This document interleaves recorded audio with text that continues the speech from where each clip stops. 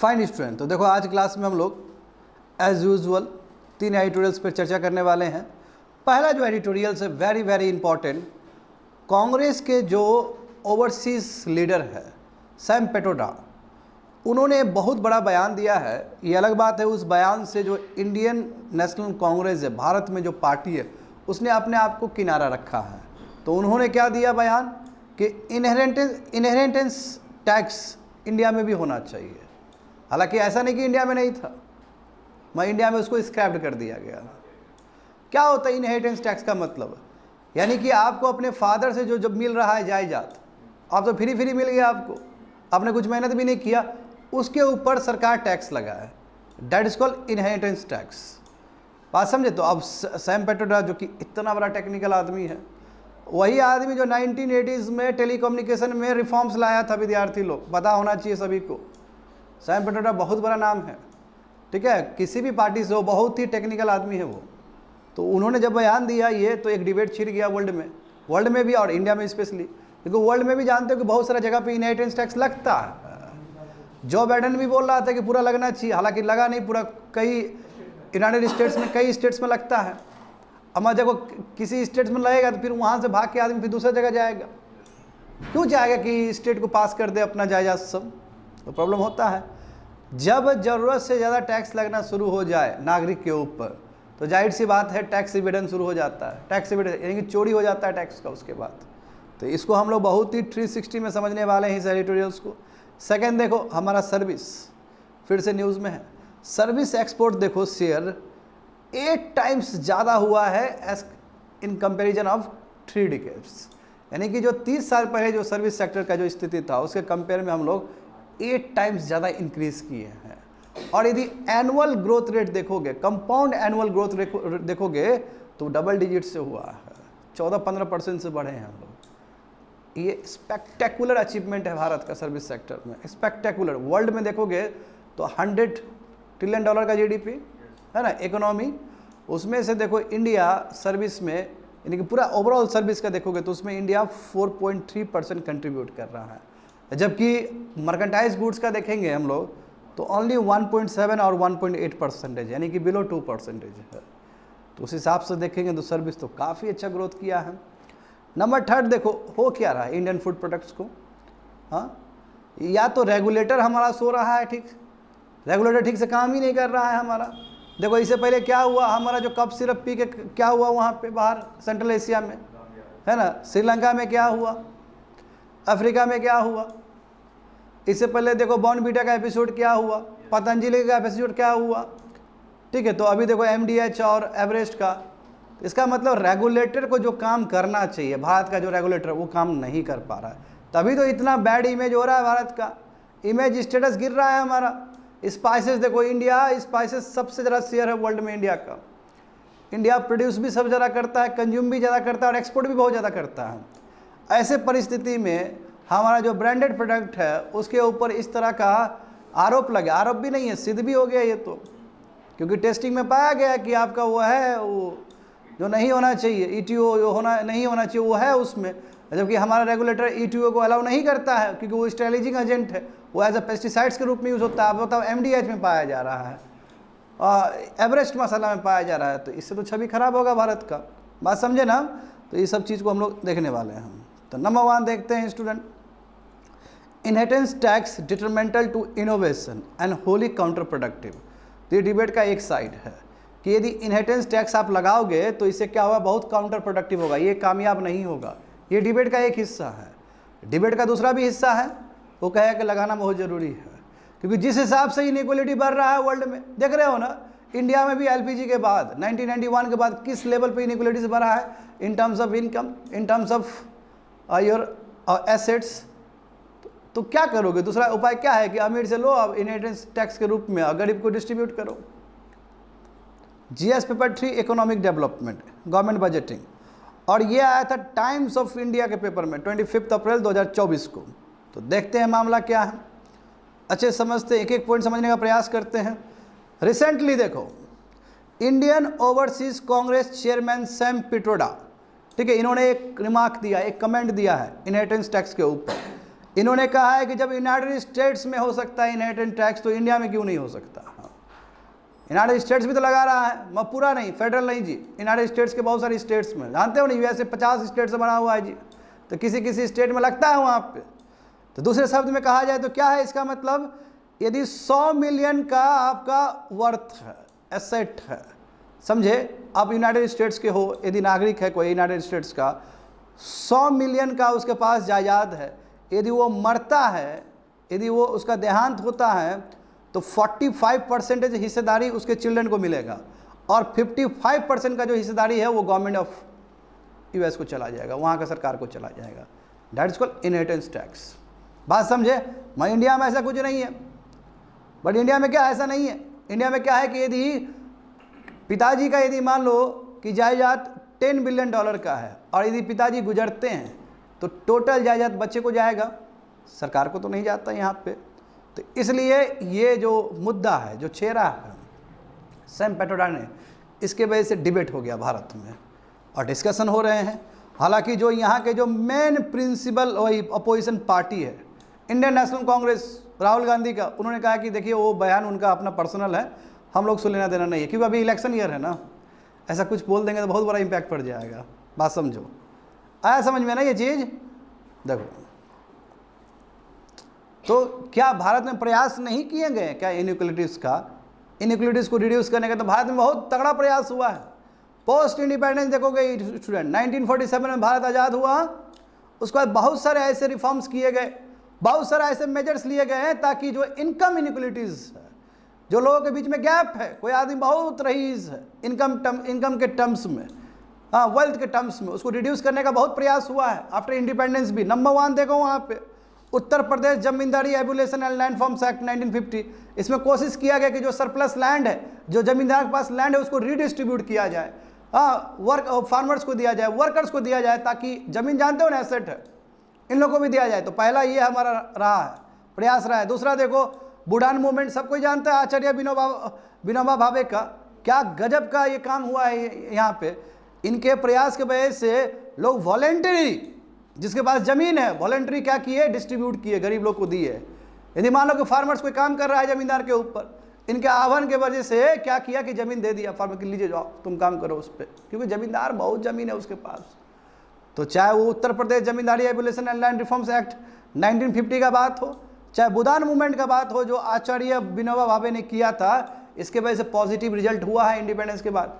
अभी हम क्या देख रहे हैं, 1991 के बाद जब एलपीजी आया, उसके बाद से लगातार गिनी कोफिशिएंट बढ़ रहा है, लगातार तुम्हारा जो इनइक्वलिटी है गरीब और अमीर के बीच में लगातार बढ़ते चला जा रहा है। कोविड के टाइम में क्या हुआ, कोविड के टाइम में अमीर आदमी और अमीर हो गया, मिलीनियर्स बिलीनियर्स और तेजी से बढ़ रहा है, और जो गरीब आदमी है वो और गरीब होते चला जा रहा है। कंट्री में दिख रहा है ये चीज़।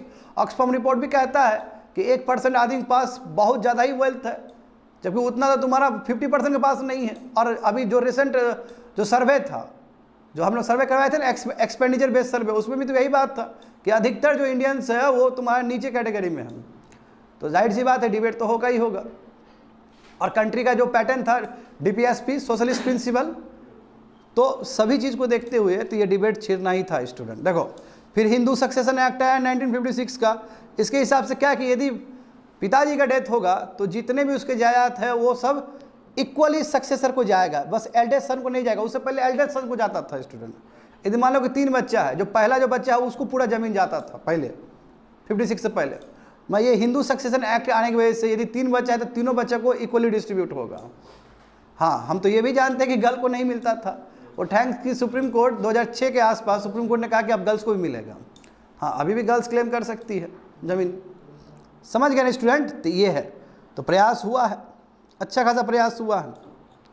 वेरी वेरी इंपॉर्टेंट, निकोलस कैल्डोर के रिकमेंडेशन की वजह से इंडिया में देखो, इंडिया में गिफ्ट टैक्स लगाया गया जो अभी भी चलता है, एनुअल वेल्थ टैक्स लगाया गया, वेल्थ टैक्स अभी हटा दिया गया है इंडिया में, और कैपिटल गेन्स टैक्स जो अभी भी लगता है। तो ये 3 चीज़ इंट्रोड्यूस किया गया है निकोलस कैल्डोर के रिकमेंडेशन से। ठीक है, निकोलस कैल्डर एक कमेटी बनाए, उसके अध्यक्ष थे वो, और उन्होंने रिकमेंडेड दिया, यानी कि उन्होंने सुझाव दिया गवर्नमेंट ऑफ इंडिया को कि यहाँ पे इस 3 तरह का टैक्स लगना चाहिए। इनकम इनइक्वलिटीज को कम करने के लिए, रिड्यूस करने के लिए। बात समझे? वो क्या क्या है तुम्हारा? गिफ्ट टैक्स है। गिफ्ट टैक्स अभी भी लगता है। मान लो कि किसी आदमी को 50,000 से ज़्यादा तुमको गिफ्ट मिल रहा है, तो उस समय इनकम टैक्स डिपार्टमेंट है वो ट्रीट करेगा कि ये भी अनदर सोर्स ऑफ इसका इनकम है, उसके ऊपर टैक्स लगेगा। बात समझे? नंबर 1। एनुअल वेल्थ टैक्स का मतलब क्या है कि आपका वेल्थ जो कि अभी हटा दिया गया। एंड तीसरा का capital gains tax. Capital gains tax जानते हो ना, कि मान लो कि तुमने ज़मीन खरीदा, ये सोच के कि अभी ज़मीन खरीदा लेट से 10 लाख में, नेक्स्ट ईयर या उसे 10 साल बाद तुमने बेच दिया उसको 1 करोड़ में, तुमको तो बहुत बेनिफिट हुआ, 90 करोड़ का बेनिफिट हुआ, उसके ऊपर टैक्स लगेगा। That is called capital gains tax. ये अभी भी इंडिया में चलता है ये चीज़, समझ गए? हाँ, तो इनहेरिटेंस जो टैक्स है, यानी कि जो फादर का यदि ज़मीन है वो बच्चे को जा रहा है तो उसके ऊपर सरकार का टैक्स लगेगा। ये वाला जो व्यवस्था है 1953 को इंट्रोड्यूस किया गया था इंडिया में, समझे? हाँ, तो तब हो गया स्टूडेंट कि 1970s में ये लगभग 90% और 95% चला गया था। इतना ज़्यादा स्टेट रख ले रहा था पैसा। 70s का इंट्रोड्यूस कब हुआ? 53 में। 70s के टाइम में क्या था? बहुत ही ज़्यादा एबनॉर्मली हाई कर दिया गया था, 90% से भी ज़्यादा कर दिया गया था इनहेरिटेंस टैक्स। तो इसलिए उस समय बहुत चोरी हो रहा था। जानते हो ना कि जब हद से ज़्यादा आप टैक्स लगा दोगे तो क्या करेगा? टैक्स इवेजन करेगा, नहीं कि चोरी करना शुरू कर देगा, तरीका ढूंढना शुरू कर देगा कि कैसे टैक्स ना दें। तो 1970s के टाइम में इनहेरिटेंस टैक्स का जो लेवल था वो 90%, 95% तक चला गया था, इस लेवल तक चला गया था। हाँ, सरकार के द्वारा बहुत प्रयास हुआ है रीडिस्ट्रीब्यूशन करने के लिए, इनइक्वलिटी करने के लिए, और उसमें देखो फाइनेंस कमीशन ने भी बहुत अच्छा इंपॉर्टेंट रोल प्ले किया, और जो प्लानिंग कमीशन था उस समय का, उसने भी बहुत इंपॉर्टेंट रोल प्ले किया। जानते हो नेशनल प्लानिंग कमीशन, जो कि अभी कहते हैं हम उसको नीति आयोग कहते हैं। नीति आयोग ने रिप्लेस कर दिया 2015 में जब मोदी जी आए जीत के। तो नीति आयोग, हाँ, प्लानिंग कमीशन या फिर फाइनेंस कमीशन ने बहुत प्रयास किया, सरकार को कदम से कदम लगा कर प्रयास किया कि ताकि रीडिस्ट्रीब्यूशन हो इंडिया में। और इसी का एफर्ट है कि ये सभी चीज़ तुमको दिख रहा है इनहेरिटेंस टैक्स उस समय। बट इनहेरिटेंस टैक्स अभी कहोगे प्रेजेंट स्टेटस तो इसको रिमूव कर दिया गया है। स्टूडेंट आ रहा है समझ में ना? चलो आगे बढ़ो। तो क्या होता है इनहेरिटेंस टैक्स? तो टैक्स जो लगाए जाते हैं उस प्रॉपर्टी पे जब कोई पर्सन डाई करता है, जब मरता है, सही बात है ना? जब फादर का डेथ हुआ तो वो पास ऑन होगा बच्चे को, तो उस समय टैक्स लगेगा। हाँ, इसी को बच्चे लोग स्टेट टैक्स भी कह सकते हैं। स्टेट टैक्स भी सेम ही चीज़ है। स्टेट टैक्स कब? जब बच्चे को जब मिल जाएगा वो चीज़। अब बच्चे को कब मिलेगा? जब फादर डेथ करेगा। तो इसलिए हम कह सकते हैं इस बात को कि inheritance tax is equal to estate tax, ESTAT, estate tax. बात समझे? दोनों का मतलब लगभग सेम ही है मीनिंग। इनहेरिटेंस का मतलब कि जब कोई आदमी मरे, किसी आदमी का डेथ हुआ, तो वो ज़मीन किसी सक्सेसर को जाएगा, तो उस समय जो टैक्स लगा उसको बोलते हैं इनहेरिटेंस टैक्स। स्टेट टैक्स का मतलब क्या है कि जो बच्चे को मिला उसके ऊपर टैक्स लगना। तो मोटा मोटी बात तो दोनों एक ही ना हुआ जी। इसलिए कह सकते हैं कि inheritance tax equal to estate tax. समझ गए ना? हाँ, वही बोला कि इनहेरिटेंस टैक्स जो लगता है तुम्हारा, वही जो प्रॉपर्टी रिसीव्ड हुआ उसके ऊपर लगेगा। और स्टेट टैक्स का मतलब ही वही है कि levied on the net value of property owned by a deceased person on the date of the death. समझ गए? सेम दोनों सेम ही चीज़ है। अच्छा ठीक है, इंडिया में तो चलो ठीक है 1953 में लगा इनहेरिटेंस टैक्स। 1970s में तो हद ही हो गया है ना, 90% लगना शुरू हो गया जी। लोग परेशान हो गए इस चीज़ से।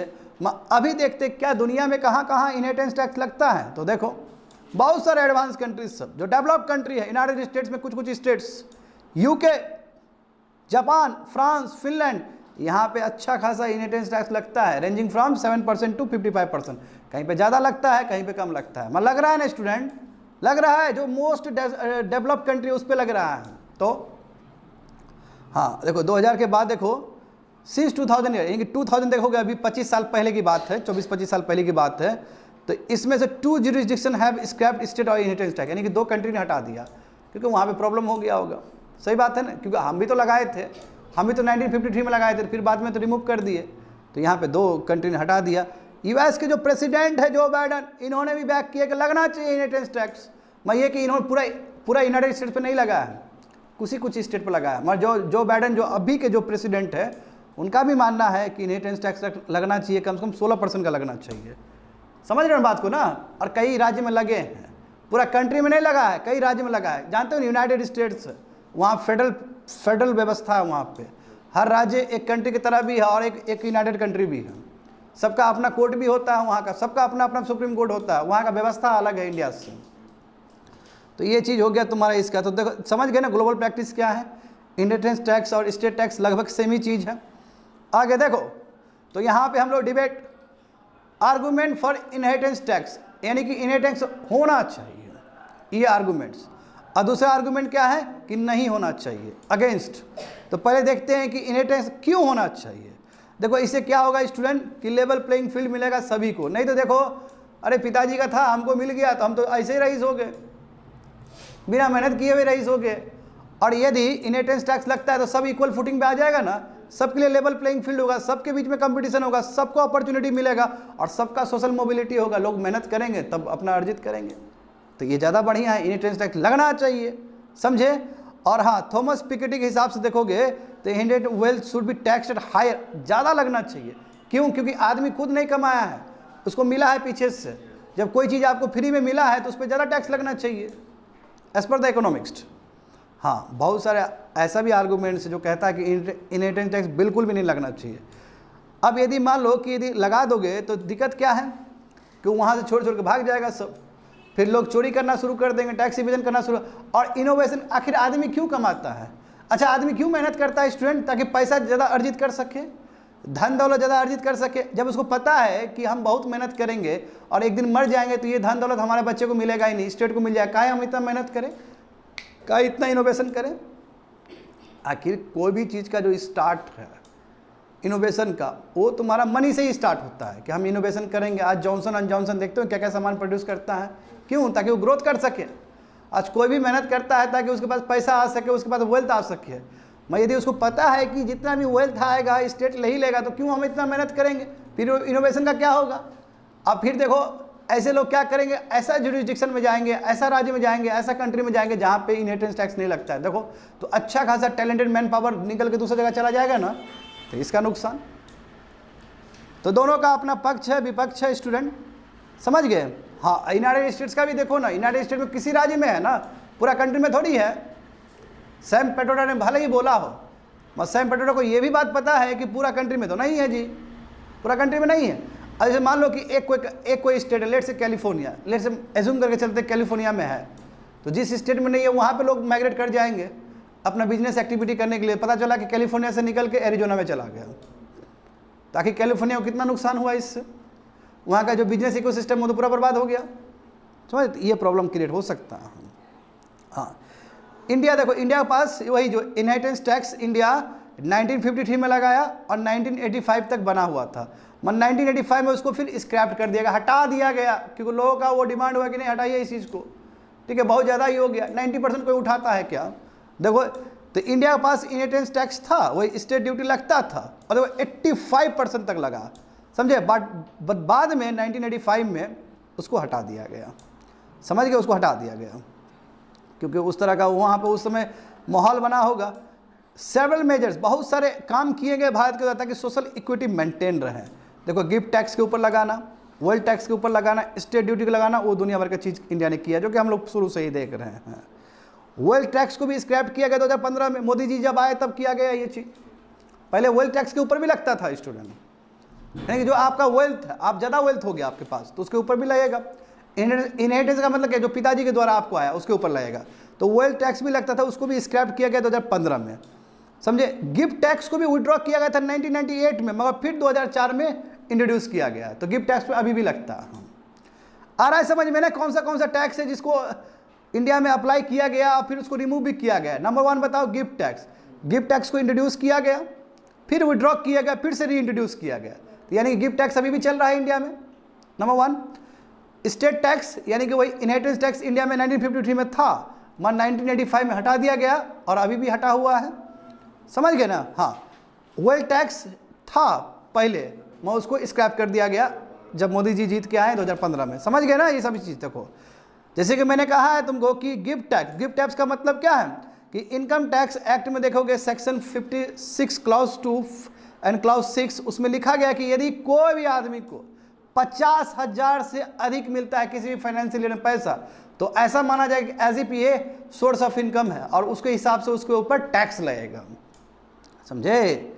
तो ये सभी चीज़ है। रिसेंट ईयर्स में देखो स्पेकुलेशन है, लोग वही तो लोग डिबेट कर रहे हैं कि भाई जिस हिसाब से इनकम इनक्वालिटी बढ़ रहा है, जिस हिसाब से वेल्थ इनइक्वलिटीज़ बढ़ रहा है, तो अब समय आ चुका है कि इनहेरिटेंस टैक्स लगना चाहिए।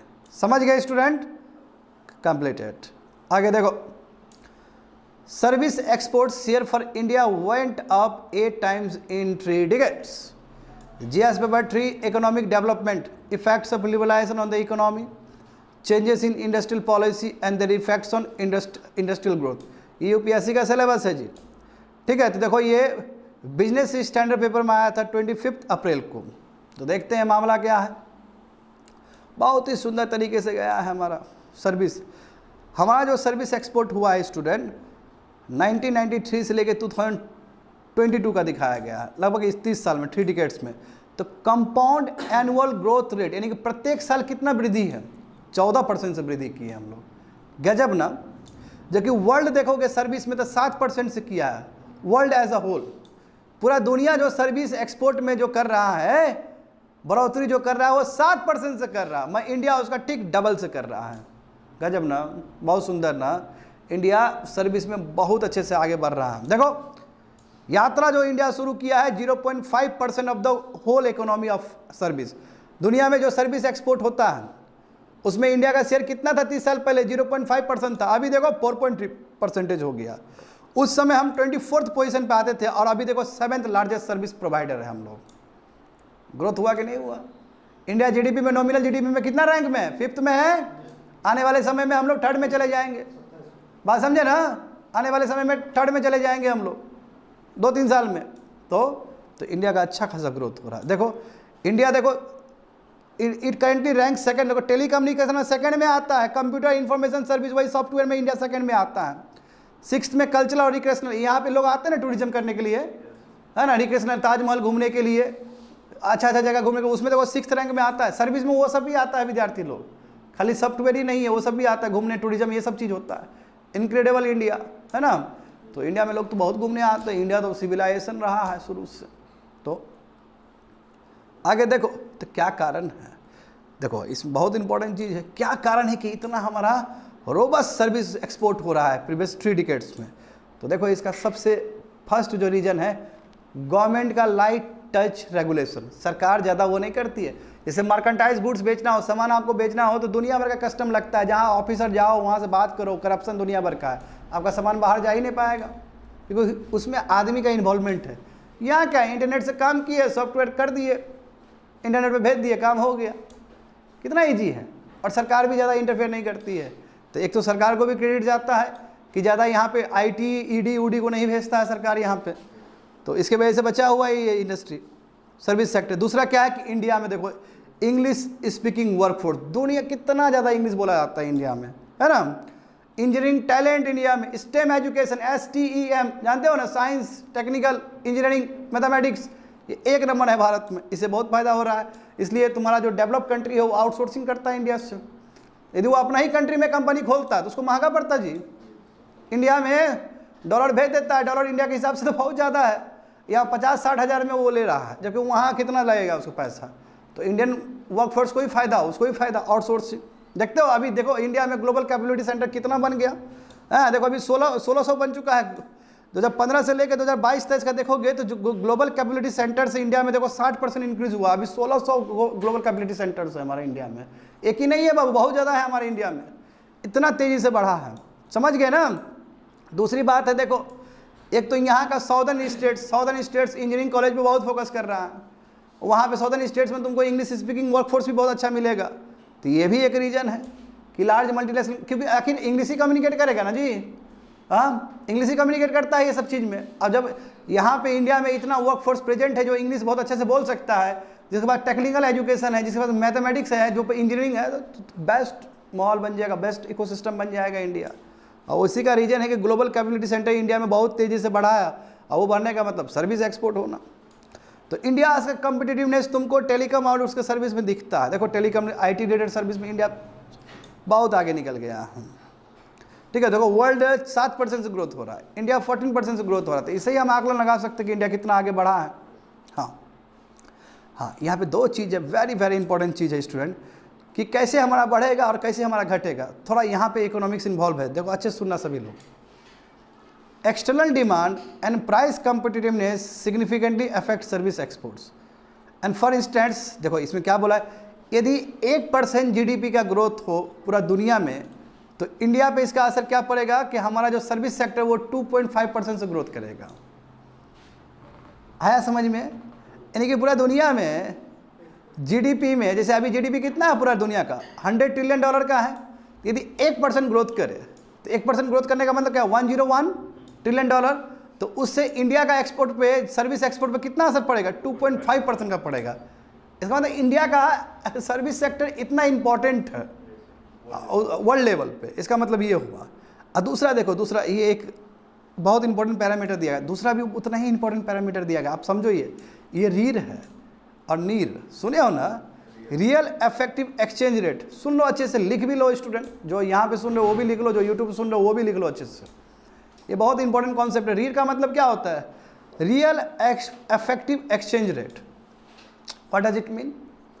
रियल का मतलब क्या होता है, इन्फ्लेशन को हटा के, महंगाई सबको हटा के। देखो स्टूडेंट, इंडिया का जो ट्रेड होता है, बेसिकली हमारा ट्रेड तो पूरा दुनिया से ही होता है ना। अधिकतर कंट्री इन्वॉल्व है हमारे ट्रेड से, या हम अधिकतर कंट्री से इन्वॉल्व है ट्रेड में। तो 2 बास्केट है हमारे पास, एक तुम्हारा 6 करेंसी का बास्केट है और एक 40 करेंसी का बास्केट है। लिखो 6 करेंसी का बास्केट है हमारे पास और एक 40 कंट्री का बास्केट्स है। और उसमें क्या होता है कि आखिर उसका जो करेंसी का वैल्यू है और इंडिया करेंसी का क्या वैल्यू है, उसका कम्पिटिटिवनेस चेक कर रहे होते। यदि इंडिया का मान लो कि रीढ़ 100% है, इसका मतलब बराबर पे है दोनों। यानी कि आपका जो ट्रेडिंग ब्लॉक है 6 कंट्री वाला या 40 कंट्री वाला, और आपका करेंसी का जो रीढ़ वैल्यू यदि 100 है, इसका मतलब आप बराबर पे हो। हाँ, यदि इंडिया का करेंसी रीढ़ वैल्यू मान लो कि 110 पे, तो ओवर वैल्यूड है, और जब ओवर वैल्यूड होगा तो एक्सपोर्टर को दिक्कत होगा। Write down this things, exporter को दिक्कत होगा, एक्सपोर्टर को दिक्कत होगा। तो इसलिए अभी इंडिया कितना है, 104 105 के आसपास है रीढ़। तो जो कह सकते हैं कि ओवर वैल्यूड है, उतना भी ज़्यादा नहीं है, तो एक्सपोर्टर को फिर भी दिक्कत होगा ना, हल्का सा दिक्कत होगा, उतना ज़्यादा दिक्कत नहीं होगा। तो देखो अब क्या बोला जा रहा है यहाँ पे, समझो इस चीज़ को। यदि 1% इंक्रीज हुआ रियल इफेक्टिव एक्सचेंज रेट में, सुनना अच्छे से, यदि 1% इंक्रीज हुआ, पहले लेट से 100 था रीढ़, 1% इंक्रीज हुआ, तो इसका नुकसान क्या होगा कि हमारा जो सर्विस एक्सपोर्ट है उसमें 0.8% घटाव होगा। ओवर वैल्यूड हो जाएगा करेंसी हमारा। ओवर वैल्यू करेंसी होने का मतलब क्या है, जो कंपिटेटिवनेस है आपका करेंसी का वो लॉस हो जाएगा। बात समझे, लिखो वहाँ पे अच्छे से। हाँ, 0.8% से सर्विस एक्सपोर्ट डिक्लाइन होगा हमारा, क्योंकि आखिर सर्विस में हम एक्सपोर्टर है ना जी। तो बढ़ना ये क्या होना, 100 मतलब बराबर पे, करेंसी कंपिटेटिवनेस बराबर पे रहेगा। यदि थोड़ा सा भी बढ़े उसमें तो एक्सपोर्टर को नुकसान होगा। एक्सपोर्टर को नुकसान होने का मतलब क्या, सर्विस एक्सपोर्टर को नुकसान होना। इस कॉन्टेक्स्ट में आया समझ में ना, ये मैं पहले भी पढ़ा चुका हूँ तुम लोग को, रीढ़ और नीर। तो रीढ़ और नीर में सबसे इंपॉर्टेंट चीज़ यही है स्टूडेंट कि रीढ़ जब बढ़ता है तो उसका असर क्या पड़ता है, हाँ, जब रीढ़ घटता है तो उसका क्या असर पड़ता है, ये जानना जरूरी है। जैसे करेंसी अप्रिशिएट करता है तो डिप्रिशिएट करता है तो क्या फर्क पड़ता है, उसी तरह देखो यूपीएससी 2022 का क्वेश्चन है, इसलिए मैं इसमें थोड़ा फोकस कर रहा हूँ। यूपीएससी 2022 में 22 या 23 में सवाल, हाँ 22 या 23 में सवाल पूछा ही है, समझे। देखो, the momentum is expected to face some headwinds in the near term. मगर देखो ठीक है, हम बहुत अच्छा से ग्रोथ किए, नहीं बहुत सुंदर तरीके से, 4.3% है वर्ल्ड जीडीपी का हमारा सर्विस का।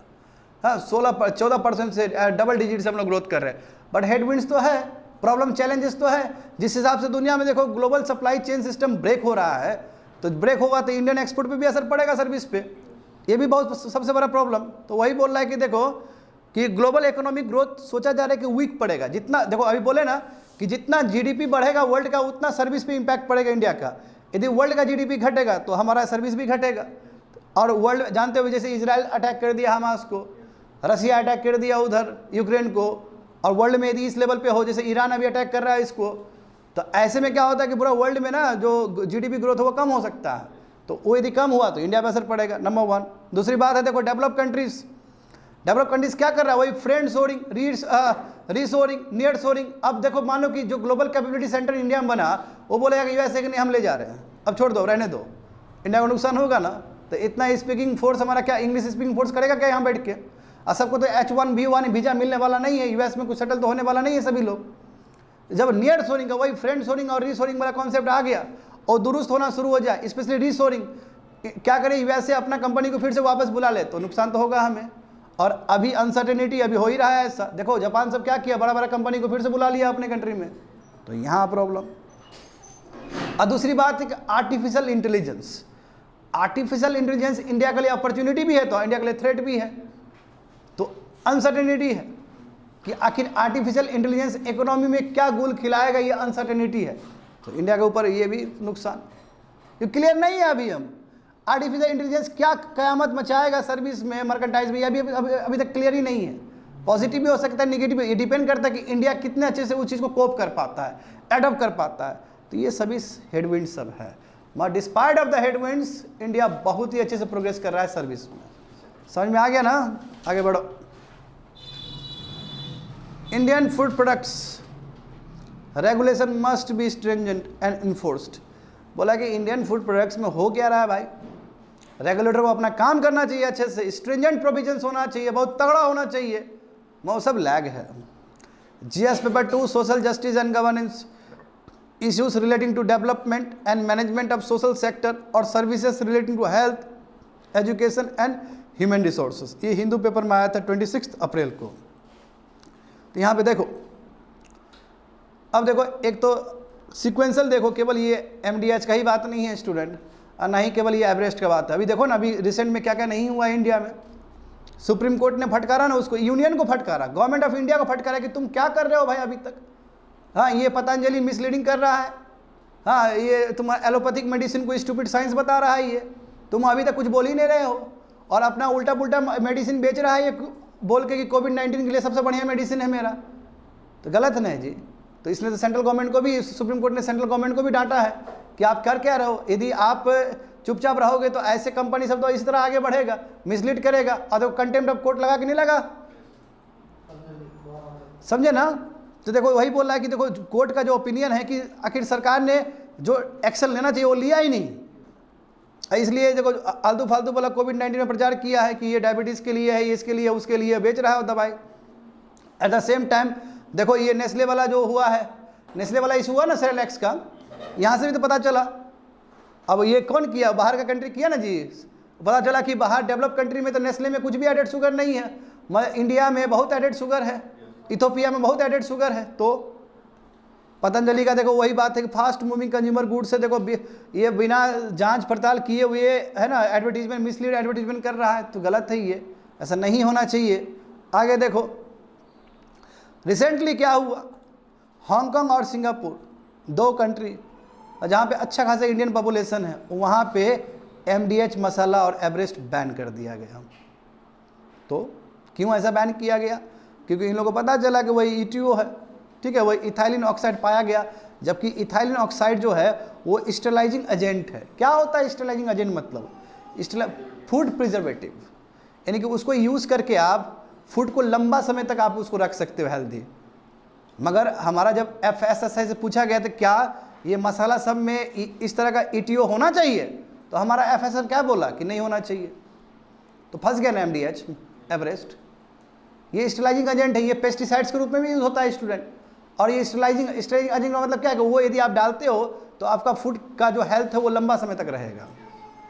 तो ये प्रॉब्लम 2023 में देखो US FDO देखो इसने उस समय भी एमडीएच फूड प्रोडक्ट्स पे बात किया था कि सैल्मोनेला मिला है आपका, यानी कि वो भी एक तरह से खराबी चीज़ है उसके लिए, बॉडी के लिए, समझे।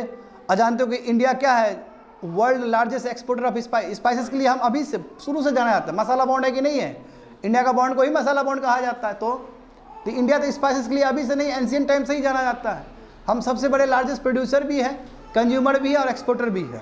तो देखो बहुत सारा हमारा फूड प्रोडक्ट जो है उसमें ट्रैक्लोजोल पाया गया। ट्रैक्लोजोल समझते हो ना, फंगिसाइड्स होता है। यूरोपियन यूनियन ने बैन कर दिया हमारे प्रोडक्ट सबको। इंडिया का सामान जानते हो, उनके बाहर अपेडा के साथ क्या हुआ है वो भी जानते हो।